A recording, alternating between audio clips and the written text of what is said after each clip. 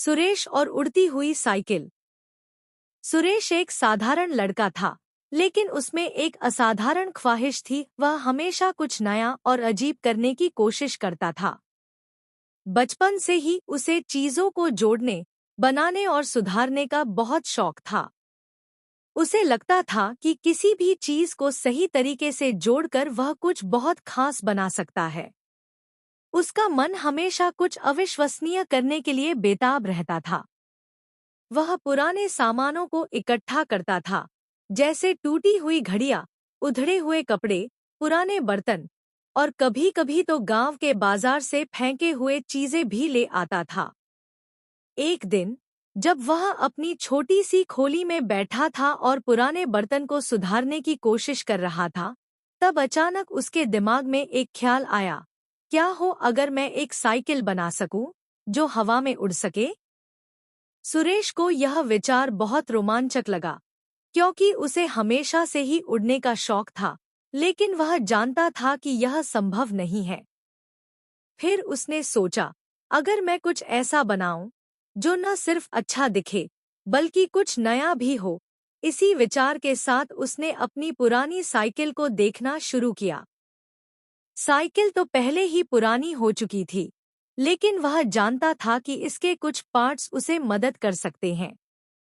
सुरेश के पास पुराने मोटर के कुछ हिस्से थे, जो कभी उसने एक मिक्सी से निकाले थे, और कुछ पार्ट्स उसके दादाजी के समय से पड़े थे। उसने सोचा, क्यों ना मैं इन चीजों को जोड़कर एक ऐसा मॉडल बनाऊं, जो हवा में उड़ सके। और यही विचार उसके दिमाग में गूंजते हुए उसे साइकिल के साथ प्रयोग करने के लिए प्रेरित करने लगा। इसके बाद उसने तय किया कि उसे साइकिल में पंखा लगाना चाहिए, क्योंकि पंखे की हवा को वह एक मोटर की मदद से चालू कर सकता था। सुरेश ने फिर से अपनी खोली में लगे सभी पुरानी चीजों को ध्यान से देखा। उसके पास एक पुराना पंखा था, जो उसकी दादी ने उसे दिया था, लेकिन वह कभी काम का नहीं रहा था। अब सुरेश ने उस पंखे का इस्तेमाल करने का सोचा। उसने साइकिल के हैंडल के पास उस पंखे को फिट कर दिया। फिर एक मोटर के पार्ट्स को जोड़ने के बाद वह एक स्विच लगाकर इंतजार करने लगा। उसने अपने प्रयोग को करने के लिए पूरा इंतजाम किया।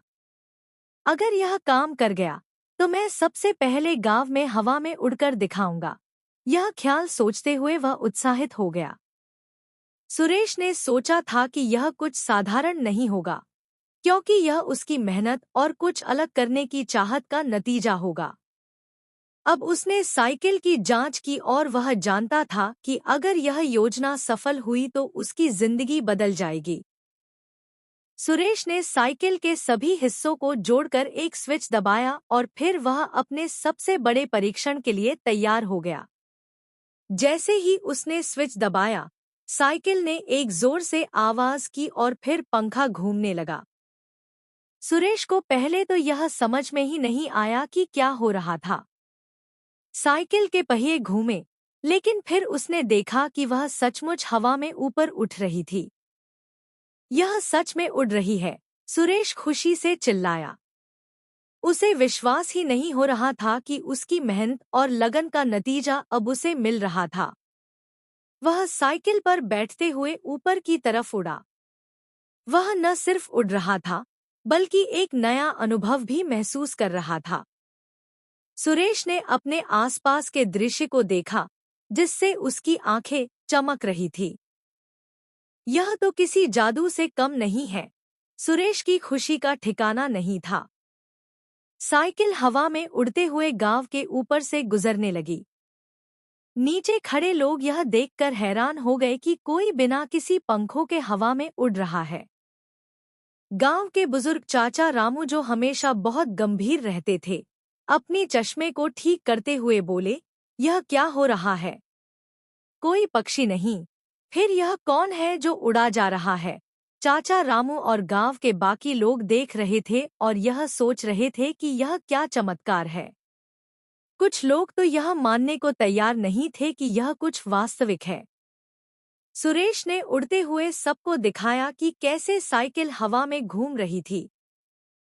वह साइकिल को नीचे और ऊपर घुमा रहा था, और आसपास के बच्चों को भी उकसाता जा रहा था। देखो, देखो, मैं उड़ रहा हूँ, सुरेश चिल्ला रहा था। गांव में यह एक बड़ा घटना बन चुकी थी और लोग अब समझ ही नहीं पा रहे थे कि सुरेश ने यह कैसे किया। लेकिन सुरेश की खुशी थोड़ी ही देर में तनाव में बदलने वाली थी। जैसे ही उसने साइकिल को और ऊपर उड़ाने की कोशिश की, उसे महसूस हुआ कि हवा में उसका संतुलन बिगड़ रहा है। वह थोड़ा डर गया था, लेकिन उसने खुद को संभाला और साइकिल को फिर से नीचे लाने की कोशिश की। लेकिन यह पहली बार था जब सुरेश को महसूस हुआ कि उड़ने से पहले ज्यादा योजना बनानी चाहिए। सुरेश की साइकिल उड़ने की घटना गांव में फैल चुकी थी। अब लोग एक जगह से दूसरी जगह यह बात करने लगे थे। बच्चों से लेकर बड़े बूढ़े तक सभी उसका पीछा कर रहे थे। गांव के बबलू काका, जो हमेशा गंभीर रहते थे, वह भी हैरान थे। यह क्या चमत्कार है, वह सोच रहे थे।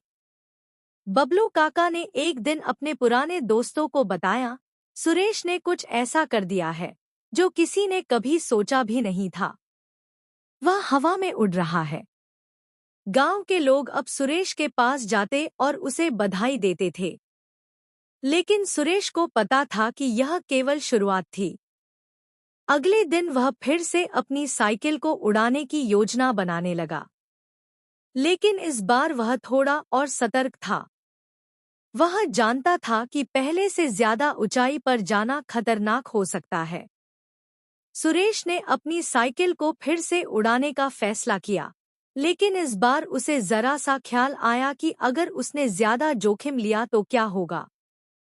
वह अब एक बार फिर से आत्मविश्वास से भरपूर था, लेकिन यह सच है कि वह पहली बार हवा में इतना ऊंचा उड़ने के कारण थोड़ा डर भी गया था। जैसे ही उसने अपनी साइकिल उड़ाने की कोशिश की, उसने महसूस किया कि यह ज्यादा ऊंचाई में स्थिर नहीं रह पा रही है। यह अचानक नीचे गिरने लगी। सुरेश घबराया और साइकिल को वापस नीचे लाने की कोशिश की, लेकिन साइकिल ने उसे घेर लिया और वह जमीन पर गिर पड़ा। सुरेश को चोट लगी, लेकिन वह जल्दी ही उठ खड़ा हुआ। मैं ठीक हूँ, सुरेश ने कहा और हंसी में बोला, अब समझ आ गया कि कभी भी ज्यादा ऊपर नहीं उड़ना चाहिए। गांव वाले दौड़ते हुए आए और उसे देखकर चिंता व्यक्त की। सुरेश ने मुस्कुराते हुए कहा, यह कोई बड़ी बात नहीं है। अब से मैं केवल छोटी छोटी उड़ानें ही भरूंगा।